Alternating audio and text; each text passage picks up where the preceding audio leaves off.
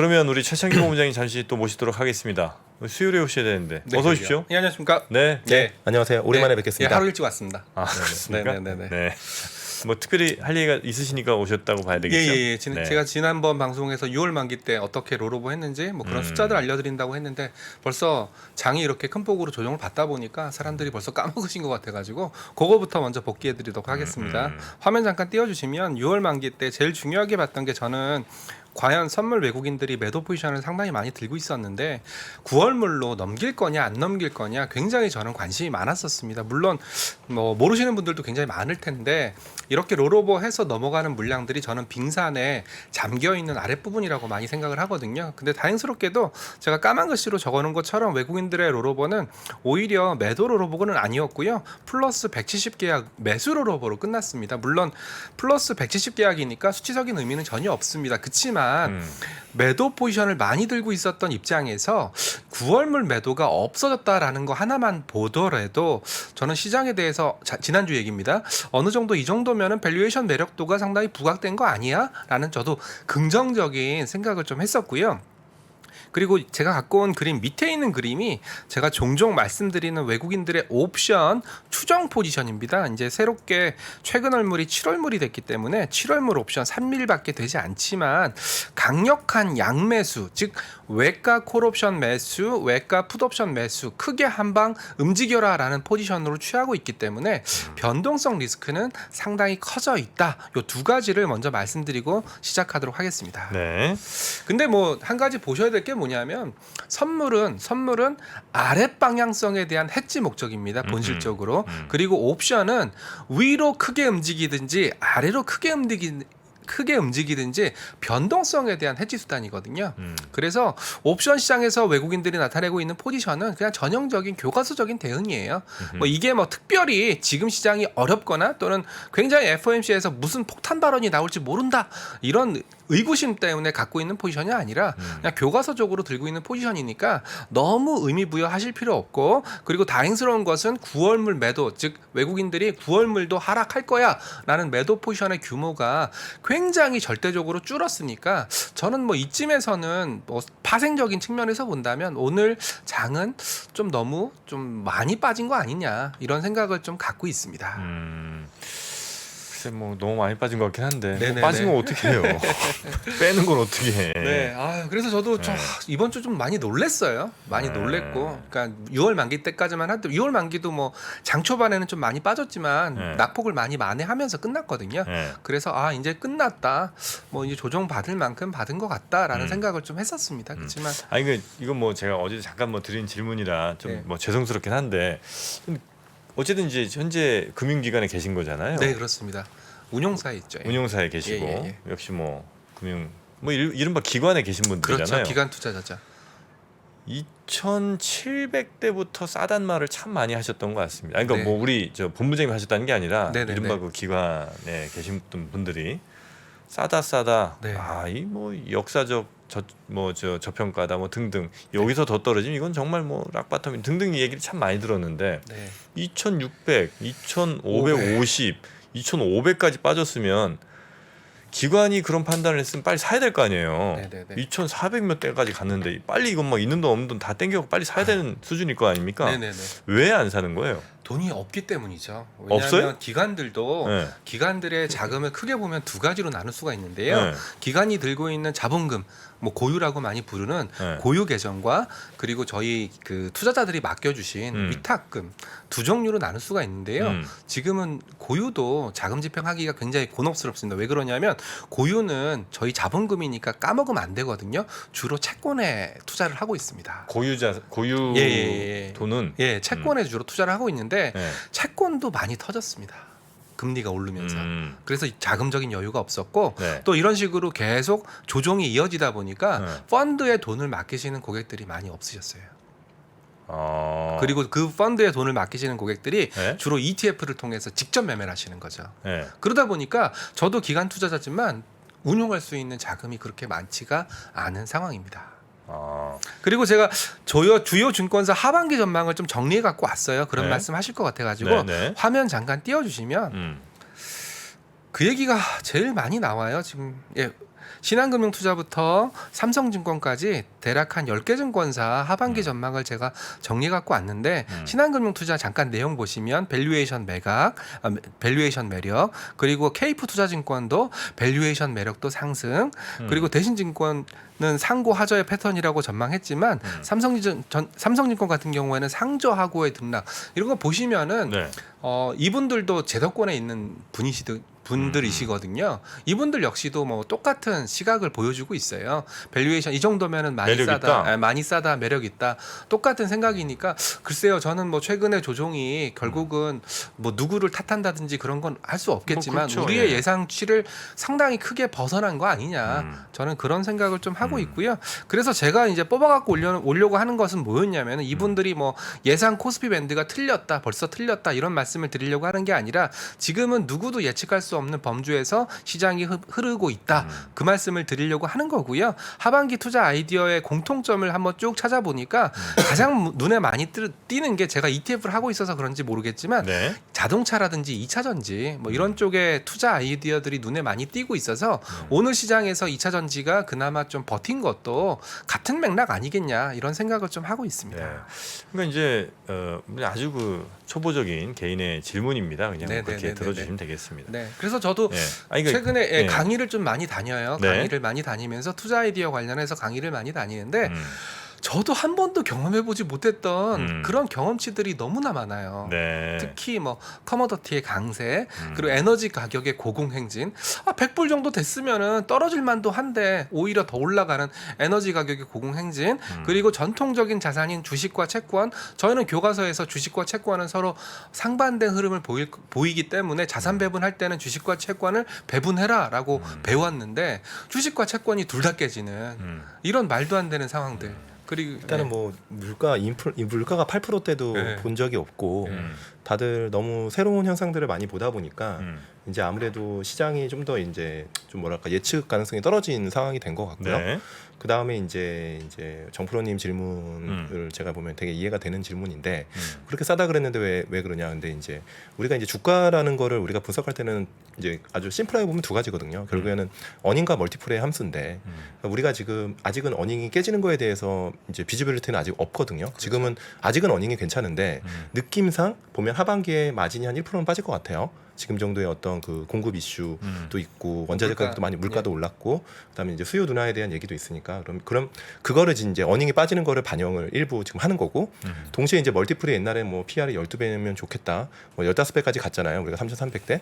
그럼 지금은 이제 10배도 괜찮냐라고 이제 그런 것들에 대해서 이렇게 복잡하게 얽혀 있다 보니까 그때 했던 가정들이 계속 바뀔 수도 있는 거고 그렇죠. 틀릴 수도 있는 결과는 좀 틀린 거죠. 그러니까 틀린 거고 그러다 보니까 빠르게 이제 모디파이하고 수정하고 이렇게 하는 거고 아까 이제 증권사들의 어떤 밴드를 보면 2,400에 몰려 있잖아요. 450. 네. 근데 이게 그냥 하는 게 아니고 남의 거 눈치 보는 게 아니고 코스피 PBR이 한 0.9배가 2,450 정도 돼요. 근데 이제 PBR 0.9배를 하회한 적이 한 지난 20년 동안 세 번밖에 없습니다. 그렇죠. 장부 가치가 완전히 훼손됐을 때만 하회하거든요.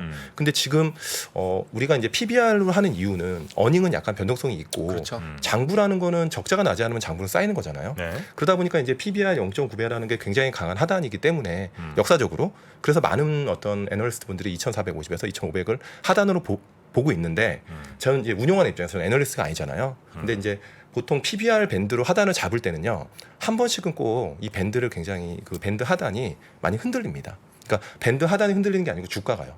일시적으로는 내려갈 수 있어요. 더 강하게 경험적으로는 그래요. 왜냐하면 그만큼 장이 어렵기 때문에 0.9배를 자꾸 이제 하단을 잡고 애널리스트분들 말씀하지만 실제 제가 운용하는 입장에서 경험은 이 0.9배를 100% 신뢰를 하면 안 된다는 거죠. 여기서 5% 정도는 더 빠질 수 있고 더 가면 더 빠질 수 있죠. 그래서 그런 부분을 염두에 두고 지금은 매매를 하셔야지 야 증권사들이 PBR 0.9배 무조건 지킬 수 있네? 그러면 2,450에 사면 무조건 먹겠네? 라는 생각은 길게 보면 맞을 수 있지만 짧게 하면 3개월, 6개월에서는 조금 수익률에 그렇게 네거티브 할 수도 있다라는 말씀을 좀 드리고 싶습니다. 원래 PBR 0.9배가 계속해서 나왔던 얘기인가요?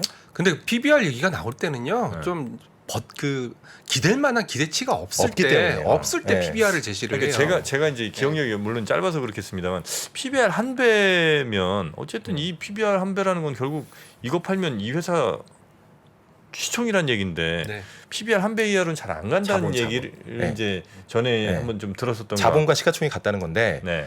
그러니까 이제 한 배에서 이제 0.9배를 말씀드리는 이유는 한 배보다 0.9배가 좀 더 신뢰 있는 하단이었어요. 그러다 보니까 지난 한 20년 동안 보면은 0.1배를 하회한 적이 몇 번 없다는 거죠. 그때가 이제 보면 이제 금융위기 그때고 그다음에 코로나 팬데믹, 그다음에 미중 무역 분쟁 이거밖에 없어요. 실질적으로. 그다음에 이제 2011년도에 짧게 미국 부채 한도 협상 결렬됐을 때, 그러니까 이럴 때 몇 개 없는 거예요 케이스가. 근데 지금 0.9배에 와 있는 거거든요. 그러니까 이제 지금 제 네. 기억엔 한 배도 잘 안 간다. 한 배 정도면 충분히 하단이다라는 얘기를 이제 제가 들었던 것 같은데 그러다 이제 0.9배로 낮아지는 걸로 봐서 혹시 이러다 0.8배는 뭐 30년 동안 두 번밖에 없어요. 이런 얘기 또 얼마든지 나올 수 있는 거잖아요. 그렇죠. 그래서 그럴 수 이제 있어요. 네. 그게 과연 의미가 있는 건가 하나가 이제 궁금했던 거고 또 하나는 증권사가 작년 올해 돈 많이 벌지 않았나. 그렇죠.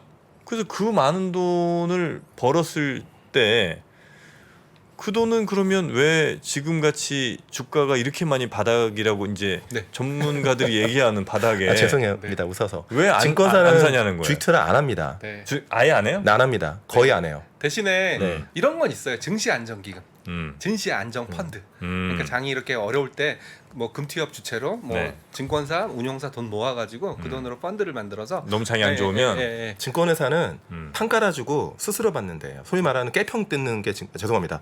판 깔아주고 수수료 받는 게 증권사고. 네, 죄송합니다. 그럼 고유 계정이니 뭐 투자 안 합니다. 그건 뭐예요? 네, 고유 계정은 또 자본금 남는 있는데 거예요. 매우 작아요. 예. 그럼 매우 매우 작고 작고. 차라리 은행이나 보험에서 고유 계정으로 투자를 많이 하고 증권사는 대부분의 그 마인드 경영 철학이 네.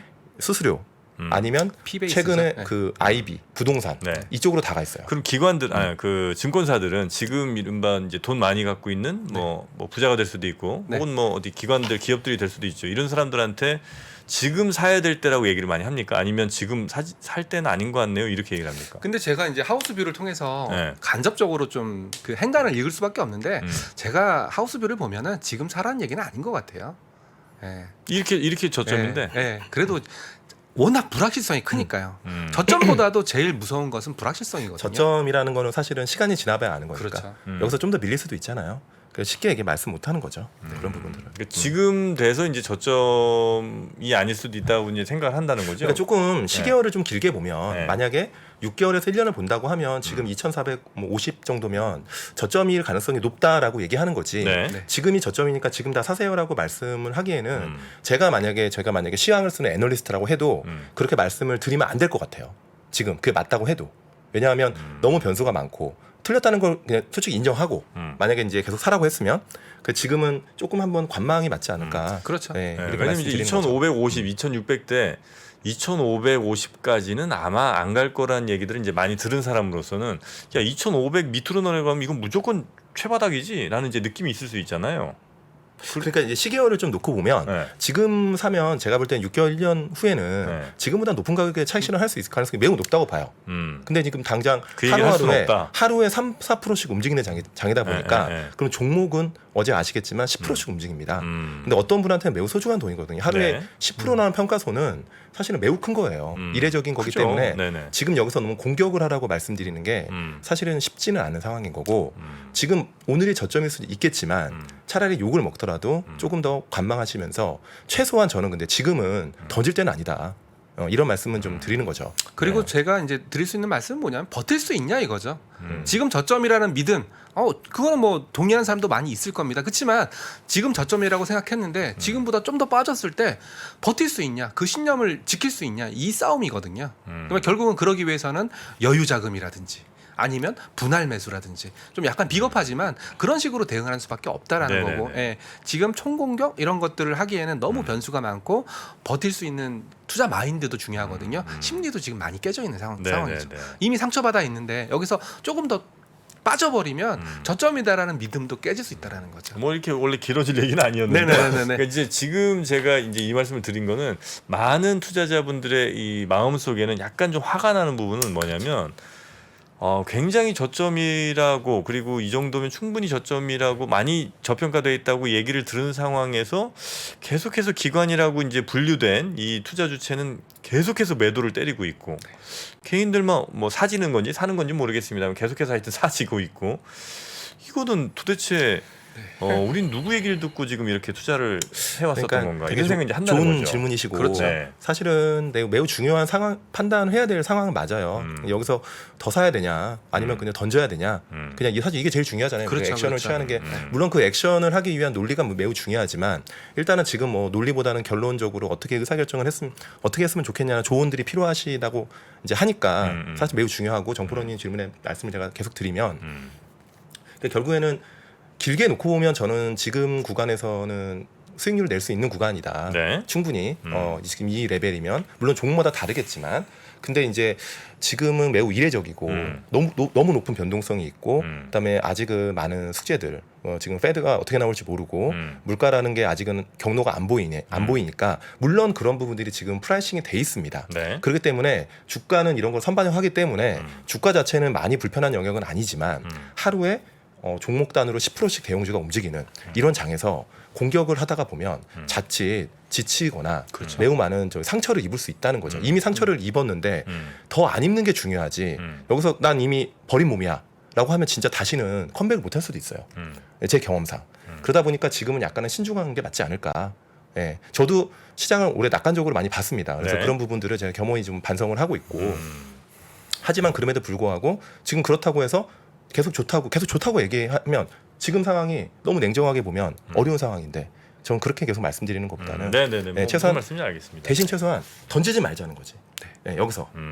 그리고 또 던지기에도 또 많이 늦었죠. 네, 많이 아니요. 늦었죠. 어떤 종목은 지금이라 던져야 될 때 있겠죠. 네. 있겠지만 네. 잘 냉정하게 보시고 좋습니다. 네. 아주 심플하고 아주 나이브하게 딱 한마디만 더 드리면 한마디로 우리 다 사라고 해놓고 물론 이제 투자는 본인의 책임입니다. 그렇지만 그 사라고 이 정도면 충분히 저렴하다고 해놓고 자기들은 팔고 도망간 거 아니냐는 의심을 하고 있다는 거예요. 아주 적나라하게 말씀드리면 물론 그럴 일은 없다고 저는 이제 믿습니다만 그런 의심에 대해서 만약에 그게 아닐 거 아니에요. 네. 그게 아니라면 적어도 많은 기관들이 우리가 저점이라고 생각했던 혹은 굉장히 저렴하다고 생각했던 그 상황은 우리가 너무나 판단을 잘못한 것 같고 그럼 지금 상황도 사실은 우리는 잘 모르겠다. 그러면 지금도 저점인지 아닌지는 판단하기 어려우니 그거는 이제 뭐 잘 한번 우리 연구해 보자. 요 정도가 맞는 건가?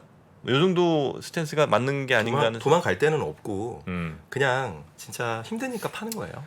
다들 네, 조금이라도 네. 손실을 줄이려고. 알겠습니다. 네. 그리고 이제 계속 저번에도 제가 지난주에도 나와서 말씀드렸는데 지금은 종목이 너무 많으면 안 돼요. 지금은 관리가 안 됩니다. 네. 이제 우린 잘 네. 또 헤쳐나가야 되니까 네네네. 포트폴리오에 알겠습니다. 종목이 많으면 네. 진짜로 관리 안 되니까. 다른 얘기가 좀 길어졌는데 네. 죄송합니다. 네, 아닙니다.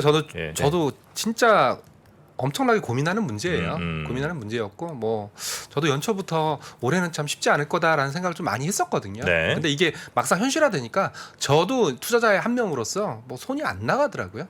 네, 그래서 정프로님 말씀에 100% 동의하고 있습니다. 네네. 네. 자 이게 준비하신 내용 하셔야 되는데. 네네 죄송합니다. 하나만 더 말씀드릴게요. 그래서 결국은 너 뭐 사라는 얘기냐 또는 뭐 이런 얘기 하실 것 같아가지고 뭐 신규 상장된 ETF 제가 제일 좋아하는 주제긴 한데요. 그거 한번 가지고 왔습니다. 근데 우리가 이 자리에서 논했던 내용이 그대로 나와요. 화면 잠깐 띄워주시면은요.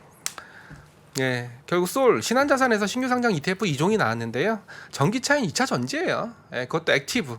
액티브라는 것은 신규 상장되는 전기차 종목, 2차 전지 종목 그리고 한국형 글로벌이라고 적혀 있는 건 뭐냐면은요. 네. 한국 기업 2, 글로벌 기업 8 이렇게 2대 8로 한국 기업과 글로벌 기업을 섞는 형태의 ETF를 솔 신한자산에서는 한국형 글로벌이라고 부르고 있습니다. 네. 그래서 글로벌 플랫폼 앤 메타버스, 글로벌 전기차인 2차 전지 이런 컨셉으로 나왔으니까 저처럼 이제 간접 투자 상품 특히 ETF를 하는 사람들한테는 역시 끊이지 않는 떡밥은 전기차와 2차 전지다. 네네네. 아니면 뭐 플랫폼과 메타버스다. 요렇게만 압축해서 좀 받아들여 주시면 좋을 것 같고요. 그리고 언제 상장해요? 오늘 상장했습니다. 오늘이요? 예. 그리고 KB자산운용에서 국채선물 3년물 나왔으니까 이거 역시도 이 정도 됐으면 채권 투자해도 되지 않겠어라는 그런 의미로 이 ETF를 낸 것 같아요. 제가 뭐 KB자산이랑 얘기해 보진 않았지만 네. 결국은 2차 전지 전기차, 플랫폼 앤 메타버스 이런 테마 주식 그리고 이제 이쯤 됐으면 채권도 한번 담아보자라는 심리가 ETF에 반영되어 있으니까 뭐 그 정도만 받아주시면 좋을 네. 것 같습니다. 저 원본 90억은 누가 내는 거예요? 예, LP들이 냈습니다. LP들이 처음에 시딩을 하면서 90억 정도를 넣고요. 이럴 때는 신규 상장하기도 좀 싫으시겠다. 그죠? 싫죠. 예, 그리고 LP들도 아마 시딩을 한 LP들도 네. 굉장히 어려울 거예요. 왜냐하면 그렇죠. 이 네. 친구들도 이 시딩을 하고 또 해지를 걸어야 되거든요. 아. 그리고 또 아마 LP뿐만 아니라 뭐 신한 뭐 은행이 됐건 뭐 아니면 신한 계열사가 됐건 시딩을 네. 했을 수도 있거든요. 네. 굉장히 어렵죠. 네. 알겠습니다. 뭐 새로 상장한 아마 이럴 때 이런 해지를 분위기- 거는구나. 네, 분위기 안 좋을 때 상장까지 하면 네. 아마 이 또 기억하신 분 어쨌든 뭐 정해진 일정이 있으니까 상장은 하셨겠습니다만 네, 굉장히 좀 네. 고민이 많으시겠네요. 네, 맞습니다. 네. 알겠습니다. 자 우리 최창규 본부장님, 네, 아유. 하여튼 장 안 좋을 때 오셔갖고 굉장히 고생 많으셨습니다. 아, 근데 이런 날이 와야 또 좋은 날도 온다라고 그럴까요? 믿고 있습니다. 예. 네, 기억에 남을 것 같아요. 네. 네, 그렇게 생각해 주시면 너무나 감사하겠습니다. 자 오늘 함께해 주신 삼성자산운용 최창규 본부장님 대단히 고맙습니다. 네, 감사합니다. 네, 고맙습니다. 저희는 잠시 후 송명섭 위원님 만나러 가겠습니다. 미국, 중국, 러시아 이런 나라들의 움직임에 대해서는 관심이 어느 정도 생겼는데 거기에서 우리는 과연 뭘까? 우리는 체스판의 말이 아니다라는 생각을 좀 해야 좋겠어요. 어떻게 생각하세요? 우리 편 누굴까를 좀 더 고민할 수 있지 않을까 싶어요. 뒤집어 질문을 해보면 그러면 아시아에는 우리 친구가 있을까요? 제가 지구본 연구소 진행하면서 사실은 되게 마음에 걸리는 이만한 짐이 하나 있어요. 우리 옆에 있는 동남아를 내가 모른다. 우리가 처해 있는 아시아라는 지역을 자꾸 방관하고 유럽이나 미국의 어떤 시각에 맞춰가지고 그런 이제 개별적인 지식 이런 것들이 묶여가지고 큰 흐름들을 만들어내는 이야기, 그런 경험.